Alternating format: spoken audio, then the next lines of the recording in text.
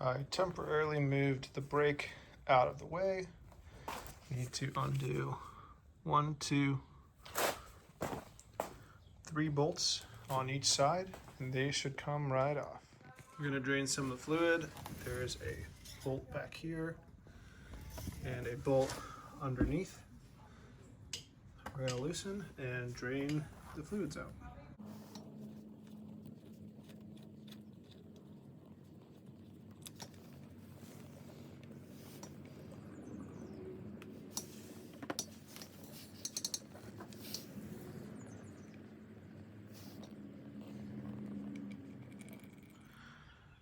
So I read online that people prefer to run 15 weight in the left leg and 10 weight in the right leg. You can look it up yourself to see the logic behind it, but I'm going to go ahead and follow it. And it looks like 410 in the left leg milliliters and 440 in the right leg. So, okay, let's start with the 15. We're going for about 410.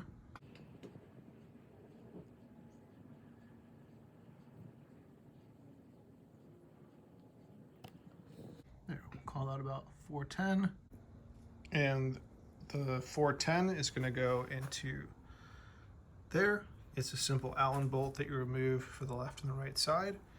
And you pour this in. I can't film it with just my 2 hands, but I'll let you know when I'm done. Now for the right fork leg, we're doing 10 weight and it's 440. So let's go ahead and fill it up.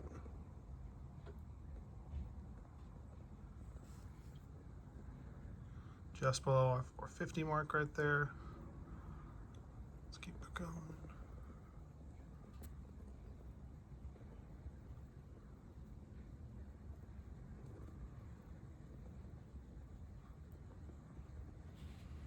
Yeah, right about there is 440. And here it is all put back together. New wheel, just got to put on the clamps. Looks great. Up next, we move toward the engine. Front end is done. If you remember the video of the bike when I first got it, it had a light bar attached to the underside of the headlight, and it also had a low fender, which I've taken off. And I found on eBay this fender, and gonna go ahead and install that, but we're gonna install it on the high fender mount. So there's gonna be a brace that goes here on the lower mount, and then the fender attaches directly to the triple right there. Here's the bike with the high fender installed, and you still keep the low mount as a brace, and with the high fender. Looks awesome. As we work our way from the front of the bike, up next, I think we're gonna tackle the engine oil. Now, this is where things get interesting. The bike has some different kind of oil pressure switch, and it's leaking. That is not stock. And then take a look at the underside of the bike. Uh-oh. So we're gonna drain the oil and try to clean it up down there and see how we can get it to look. Wish us luck. And here's the skid plate. Oh boy. We got our work cut out for us. Since I was down here, I decided to drain the oil, and as you can see, it's got some interesting colors, some light gray, still draining.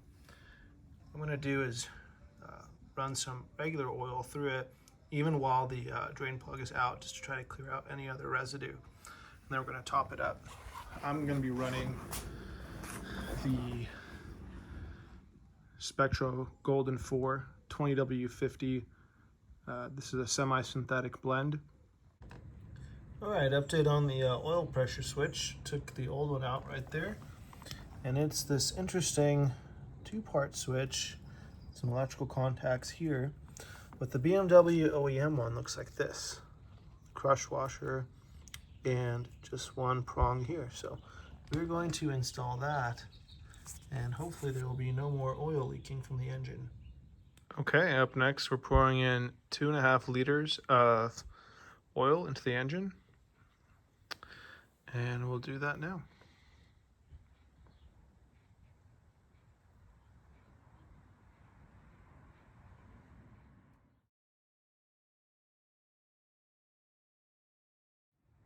Hey everyone, welcome back.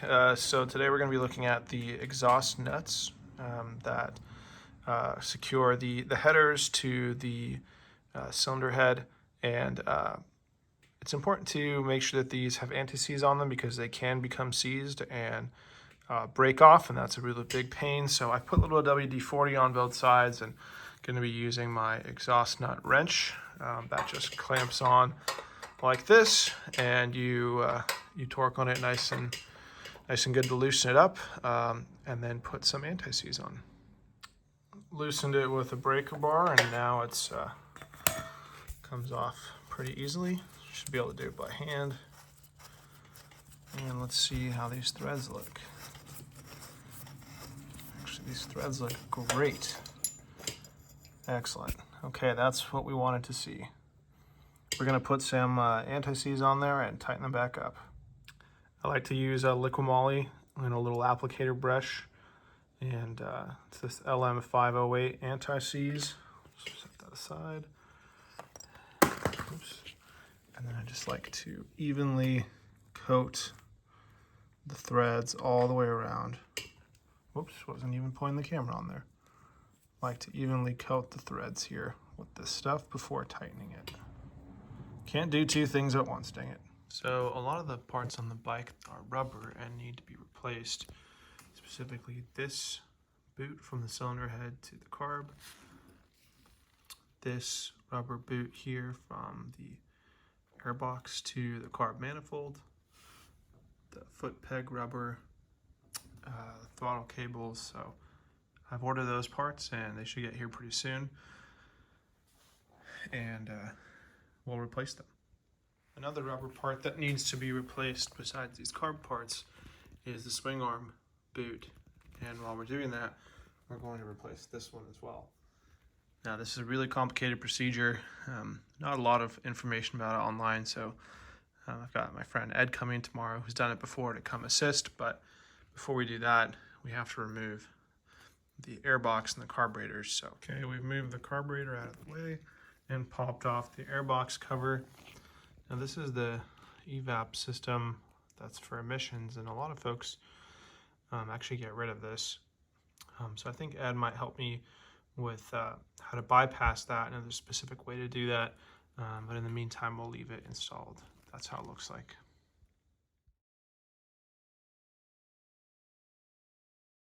Big work day today on the R100GS. Got our friend Ed here from the last video, and we're checking to make sure that the torque is correct on the mounting bolts for the rocker arms. And our plan today is to check the valve clearances, and then also to address the ripped rubbers on the final drive and the swing arm. I've got those replacements. So we'll be documenting that today and sharing it for your enjoyment. Okay, so we just went through, and the first thing we did was made sure that the torque was correct on the studs. And so you go in the pattern like this, crisscross, here, here, and then 5 and 6. And you torque those to 25 foot-pounds. And then we set the intake to 0.10 and the exhaust to 0.20 using our feeler gauges. Did that to both sides. Always double check afterwards. Run it through a full cycle. These are our feeler gauges. And you look in that little hole with the flashlight and you look for the OT mark. That tells you when it's top dead center. So if you look here, we are at,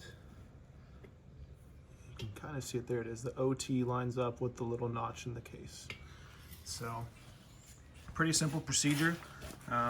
You adjust the clearance with these two 12mm adjusters here, and yeah, now we just need to scrape off the old gunk from the gaskets and put it back together. Okay, so next up we are going to replace these torn boots. Surely moisture is getting into there because it's torn. We need to remove the shock. We need to take these caps off to remove the swing arm pivots. We need to undo this bolt here as well, and this bolt from this side in the back. And one trick to get these rubbers to loosen up, just like the tires, is to leave it out in the sun. And so what we're doing here is we have a old bottle of wine. It doesn't have to be wine, it can be sparkling juice. And what we're doing is we're stretching it onto that bottle. It should be pretty tight. Okay, well, we finally got the final drive and the rear drive separated. We had to take the rear shock off and take the wheel off. I don't think it was ever taken apart because we really had to fight with the breaker bar to get these rear nuts off. Now this is the rear drive, and we're inspecting the condition of these bearings. It's a two-part bearing. There's one on the casing itself and then one on this screw, and they look to be in pretty good shape. What's interesting is a ton of oil came out when we loosened this, and then what's not supposed to, so we're gonna have to see what that's all about. But up next, we're gonna clean this up and see if we can, we're gonna have to pull this back to expose this joint, remove the swing arm by loosening these pivots, and when we're doing that too, we're gonna slide the gearbox back to lube the infamous splines. We've got some spline grease, so all that coming up. So we're going to be removing the swing arm pivot pins, and we're going to be sliding the shaft back without removing it from the gearbox, just like that. To self, you have to remove the exhaust pipe because it clashes with trying to pull out the swing arm. And you can see that mounting tab is broken. We're just going to weld that on at some point. Yeah, and so now that that's gone, we go back to the swing arm. Should come right off. Beautiful. The drive shaft. There it is. Okay, so this is the top engine cover, and underneath here are all the emissions sensors. Looks like maybe a charcoal canister. So we've gone ahead and disconnected this from the bike along with all of the hoses. So this came from the underside of the cylinder head and fed back into the airbox. So did that. And what we've done is we've capped them with M16 by 1.5 drain plugs with aluminum crush washers. And always make sure to carry one of those as a spare on your bike because they have been known to come out. And so what we've done is we've removed that, and we've capped several of these lines. This is the drain plug. You can buy this from your local auto parts store for a couple bucks, M16 by 1.5. And what that's going to do is simplify some of the wiring and really just help the bike run better. And finally, there were these vacuum lines at the bottom of the carburetor here that were taken off. They also fed back into the box, and those will be plugged. That is how you remove the emissions from the bike. So since the bike looks like this, we are going to take the opportunity to move the gearbox back to lube the splines, which is an important maintenance item for these bikes. And to do that really takes 3 steps. First is you have to disconnect the foot shifter from the linkage here, undoing the linkage arm from here. Secondly, you need to block the clutch arm. We're just using a scrap piece of wood here to relieve any kind of tension in the lever so we can remove the cable. And thirdly, there are 4 bolts, 4 Allen head bolts that have to be removed, and then you can slide the gearbox back. Okay, here we have the gearbox on its side because while we slid it back, we noticed that the neutral switch was leaking. So we went ahead and I happened to have a replacement neutral switch that I was going to put on that bike that I hadn't installed yet. I had sealed the contacts with some JB weld because that's a common area of a leak. So we replaced that, and now we're just cleaning it up a little bit. And up next, we are going to lube the splines right there.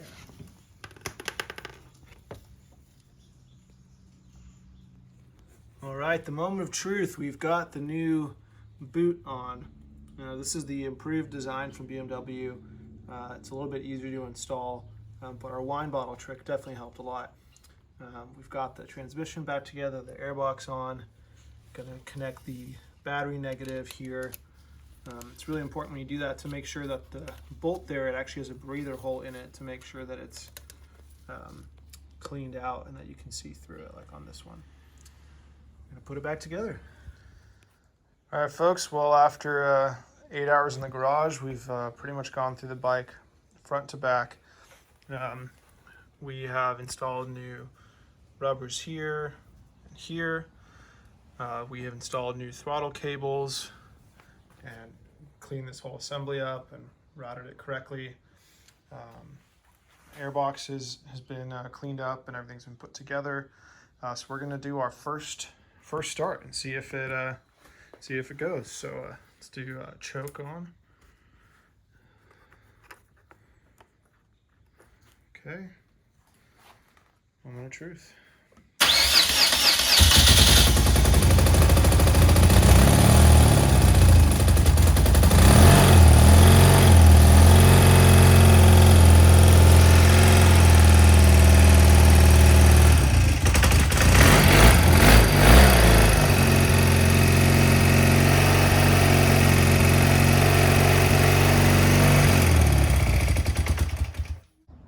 Okay, so that smoked up the garage, and so we've come out here to try again. Now, just to note to people that there's supposed to be a fuel line that crosses over here to the other side, but we just have these up here.